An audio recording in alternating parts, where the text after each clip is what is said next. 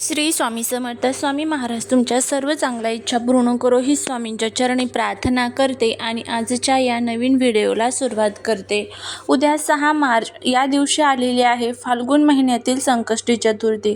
प्रत्येक महिन्यामध्ये संकष्टी चतुर्थी येते आणि हे चतुर्थीचे व्रत गणपती बाप्पा यांना समर्पित असतं. आपल्या घरावरती मुलांवरती सतत गणपती बाप्पांची कृपा असावी, घरावरती कोणत्याही प्रकारचे संकटे दुःख येऊ नये यासाठी प्रत्येक घरातील महिला हे व्रत जे आहे तर ते करत असतात. आपल्या मुलांच्या उज्ज्वल भविष्यासाठी सुखी संसारासाठी हे व्रत केले जाते. कोणत्याही प्रकारची अडचण संकट हे आपल्या संसारावरती येऊ नये त्यासाठी प्रत्येक आई हे व्रत जे आहे तर ते करत असते. संकष्टी चतुर्थीच्या दिवशी उद्या आपल्याला एक अतिशय प्रभावी असा उपाय करायचा आहे. उद्या प्रत्येक आईने आपल्या मुलांसाठी असा एक दिवा लावायचा आहे. यामुळे काय होईल तर मुलांची अभ्यासात नोकरीत प्रगती होईल, त्यांना प्रत्येक क्षेत्रात यश मिळेल, मनातील इच्छा पूर्ण होतील, घरामध्ये असणाऱ्या अडचणी दूर होतील आणि त्याचबरोबर मसूर डाळीचा एक अतिशय प्रभावी असा उपाय देखील आपल्याला उद्या करायचा आहे. आता हा उपाय कसा करायचा, कशासाठी करायचा याबद्दलची संपूर्ण माहिती आज या व्हिडिओमध्ये मी तुमच्यासोबत शेअर करणार आहे. त्यामुळे तुम्ही हा व्हिडिओ स्किप न करता शेवटपर्यंत नक्की पहा. जर तुम्ही या चॅनलवरती नवीन असाल तर चॅनलला सबस्क्राईब करा आणि अशीच माहितीपूर्ण नवनवीन व्हिडिओ पाहण्यासाठी बेल आयकॉनलाही प्रेस करा, म्हणजे जेव्हा कधी मी नवीन व्हिडिओ अपलोड करेल त्याचं नोटिफिकेशन सर्वात अगोदर तुम्हाला भेटेल आणि तुम्ही एक पण व्हिडिओ मिस करणार नाही. त्याचबरोबर कमेंटमध्ये ओम गम गणपते नमः लिहायला अजिबात विसरू नका, जेणेकरून भगवान श्री गणेशाची तुमच्या कुटुंबावर मुलांवर अगदी भरभरून अशी कृपा होईल. गणपती बाप्पांची सेवा ही प्रत्येक घरामध्ये केली जाते. लहानातील लहान मुलांपासून ते मोठ्यातील मोठ्या वयोवृद्धांपर्यंत प्रत्येकजण गणपती बाप्पांची सेवा करत असतं. त्यामुळे उद्या घरामध्ये गणपती बाप्पांची सेवा ही आवर्जून करावी. यासाठी सकाळी काय करायचं आहे, गणपती बाप्पांची मूर्ती एका तामणामध्ये ठेवायची, पाण्याने दुधाने अभिषेक करायचा आहे. ओम गण गणपते नमः या मंत्राचा जप करत करत तुम्ही हा अभिषेक करू शकता. मूर्ती स्वच्छ पुसून घ्यायची. त्यानंतर मूर्तीच्या खाली एखादा लाल कलरचा कपडा टाकायचा, त्यावरती अक्षदा ठेवायच्या, अक्षदांवरती हळदी कुंकू ठेवायचं आणि त्यावरती गणपती बाप्पांची मूर्ती स्थापित करायची. गणपती बाप्पांना हळदी कुंकू, अक्षदा, त्याचबरोबर गंध आणि गणपती बाप्पांच्या आवडतीचा नैवेद्य अर्पण करायचा आहे. जर तुमच्याकडे नैवेद्यामध्ये मोदक असेल तर अतिशय उत्तम, नसेल तर मग तुम्ही गूळ खोबऱ्याचा नैवेद्य ठेवला तरीही चालेल. आरती करायची, सकाळ संध्याकाळ आरती करायची आहे. जास्वंदीचं फूल हे गणपती बाप्पांना अतिशय प्रिय आहे, ते सुद्धा अर्पण करण्याचा प्रयत्न करायचा आहे. आणि अशा पद्धतीने ज्यावेळेस तुम्ही बाप्पांची पूजा करणार आहात आणि त्यानंतर तुम्ही जर हा उपाय केला तर नक्कीच तुम्हाला याचा खूप चांगला फायदा जो आहे तर तो बघायला मिळेल. कारण फाल्गुन महिन्यातील ही संकष्टी चतुर्थी खूप महत्त्वाची संकष्टी चतुर्थी मानली जाते. या दिवशी पृथ्वी तलावरती गणेश तत्व हे खूप मोठ्या प्रमाणामध्ये सक्रिय असतात आणि या तत्वांमध्ये ज्यावेळेस आपण काही उपाय करतो, काही सेवा करतो, त्याचं फळ जे आहे तर ते आपल्याला खूप लवकर मिळत असतं. त्यामुळे हे सर्व गोष्टी ज्या आहेत तर त्या करण्याचा प्रयत्न करा. आता बघा, हा उपाय प्रत्येक आईने करायचा आहे. आईला जर सुतक व पिरियड्स वगैरे असेल तर घरातील इतर व्यक्तींनी केला तरी देखील चालू शकतो.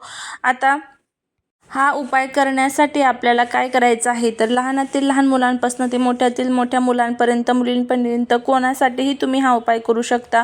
काय होतं, मुलांच्या संदर्भात आपल्याला अशा अडचणी जाणवतात की खूप मुलांमध्ये हट्टीपणा, चिडचिडपणा असतो, ज्यांच्या जीवनामध्ये अनेक प्रकारची संकटे येतात, नोकरीमध्ये अडचणी येतात, अभ्यासामध्ये प्रगती होत नाही, अभ्यासामध्ये अडचणी येतात, मुलं खूप कष्ट करतात, अभ्यास करतात पण तरी पाहिजे तसं यश मिळत नाही.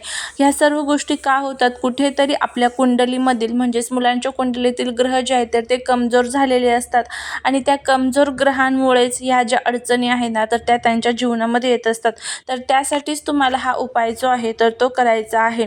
फक्त एक गोष्ट लक्षात ठेवायचा, उपाय करत असताना मनामध्ये कुठे किंतु परंतु येऊन द्यायचं नाही. अगदी भक्तीने, अगदी श्रद्धेने आणि विश्वासाने ज्यावेळेस आपण एखादा उपाय करतो त्यावेळेस त्याचे खूप चांगले फायदे हे आपल्याला होत असतात. उपाय करण्यासाठी तुम्हाला काय करायचं आहे तर एक दिवा घ्यायचा आहे. मातीची पंती असते तर ती घ्यायची आहे. दिवा हा बुद्धीचे, ज्ञानाचे आणि त्यागाचे प्रतीक असतो. दिवा लावल्यामुळे आपल्या घरातील अंधार हा दूर होतोच. त्याच पद्धतीने दिवा हा आपल्याला अंधाराकडनं प्रकाशाकडे घेऊन जाण्याचं काम करत असतो आणि असाच हा प्रकाश आपल्याही मुलांच्या जीवनामध्ये पडावा यासाठी आपल्याला हे सर्व उपाय, ह्या सर्व ज्या सेवा असतात तर त्या करायच्या असतात. आता यासाठी काय करायचं, सकाळी किंवा संध्याकाळी जेव्हा तुम्हाला टाईम भेटेल त्या वेळेमध्ये तुम्ही हा उपाय जो आहे तर तो करू शकता. तर सर्वात प्रथम एक प्लेट घ्यायची आहे. त्या प्लेटमध्ये थोडेसे तांदूळ ठेवायच्या. त्या तांदळांवरती तुम्हाला थोडेसे हळदी कुंकू टाकायचं आहे. अखंड तांदूळ असावे, म्हणजे कुठेही तुटलेले फुटलेले नसावे याची तुम्हाला काळजी घ्यायची आहे. आणि देवघरासमोरच तुम्हाला आपल्या मंदिरामध्ये म्हणजेच घरामध्येच देवघरासमोर तुम्हाला हा दिवा गणपती बाप्पांसमोर लावायचा आहे. आणि त्यानंतर तुम्हाला त्यावरती एक दिवा ठेवायचा आहे. त्या दिव्यामध्ये जोडवात तुम्हाला घालायचे आहे. कापूस घ्यायचा, त्याच्यापासून 2 वाती करायच्या. त्या 2 वाती एकत्र करायच्या म्हणजे जोडवात तयार होते आणि त्या दिव्यामध्ये घालायचे. आता जर तुमच्याकडे तूप असेल तर तूप घाला, तूप नसेल तर मोहरीचं तेल किंवा तिळाचं तेल असतं तर ते घातलं देखील चालू शकतं.